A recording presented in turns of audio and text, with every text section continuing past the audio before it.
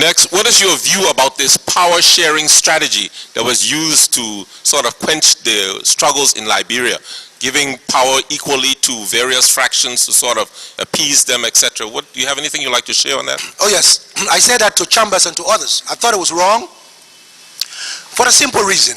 You don't factionalize a country by awarding jobs to factions. When the war takes place, your duty should be to try to bring them together, to build a new nationalism. And I always recommended to ECOWAS, from the time of Abbas Bundu to Mohammed Chambers, if these people, I say take them at the word that they are resisting because they want justice and democracy. So say to them, please stand aside. Let's have an intimate arrangement. Let technocrats run the various ministries. We find some money. Go and organize your political parties. And I made it fun. I say if you Chambers were to ask the Americans for $1 million each and gave to this warring faction, the war would take place right among themselves. Stop factionalizing Liberia. I've always been against it. The Sawyer interim government was not a government of factions. I warned him. Bring in Liberian technocrats. If we say we are political people, we want to fight for power to the ballot box, then allow us to let technocrats rule the country. Let's go and prepare. If the people gave you the mandate, etc., why do you factionalize the country?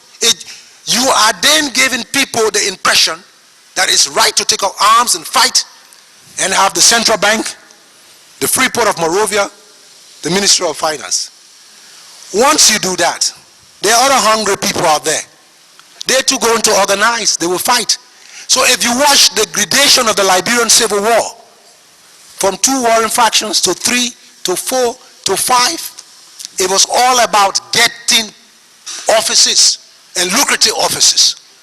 And they even got to the point where when the man of a faction was appointed head of the bank, his deputy was from another faction. You don't run a country that way. And so in this respect, I think the international community was a bit hasty. And I said to Mohammed Chambers, and I must give him credit, when I told him this was wrong, he said, but these men who are fighting, they must feel something about the country. A year later he said to me, but I'm disappointed. It doesn't seem that way. And I said, Chambers, you went into Liberia. I was trying to say to you what I know about my people and this country. And I told him a very interesting story my father told me, and I will tell you, because it shows that if you know a scenario, a country, you can always help somebody who is willing to learn. My father said there was this brilliant doctor who had come from the United States of America, MD, neurosurgeon, PhD, medicine, hygienic medicine, all the stuff. Got to the village. His father was a reputable hunter. The old man was very good. This guy got to the village, and the father called all the people from around the surrounding villages. They said, your son has come, he's made us proud, he's a very educated man.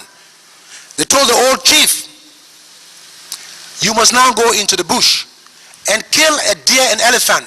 A lot of people are coming for the feast for your son. The old man took his gun, his hunting gun, told his son, my boy, come with me and let's go. So they got into the forest. It was going 11 o'clock. The boy said, Papa, it's been a long time. I haven't seen anything. Let's go back and tell the old man said, just wait. They started climbing a very steep hill. When they got to the summit of the hill, they saw this huge deer, running. The boy, the doctor said, Papa, look at the deer, shoot the deer. The old man kept his gun on his back, smiled. The boy said, Papa, you're a sinner, you are getting old. There was a time you would have shot one, the deer would have fallen. The people waiting for us is going to 12 o'clock. 200-300 people from the surrounding villages. There's the deer. You didn't kill the deer. Just in that time, the woman saw a squirrel, little squirrel. Took his gun, a marksman, one shot, the squirrel dropped. The old man said, my son, take the squirrel, let us go to the village. Let us go back. The boy felt very sorry. Said, my old man is old. 200-300 people, what can the squirrel do? The old man said, let's go. They started descending the hill. When they got to the bottom of the hill, the old hunter said, pick up the deer.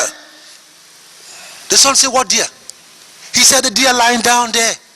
The boy looked, the doctor looked, he saw the deer. He said, but Papa, I didn't see you shoot. What happened? The old man said, my son, I've been hunting around this area.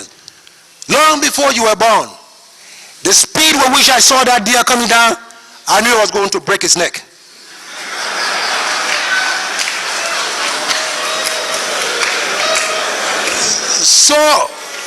So you see, it is good to listen to people who understand the terrain.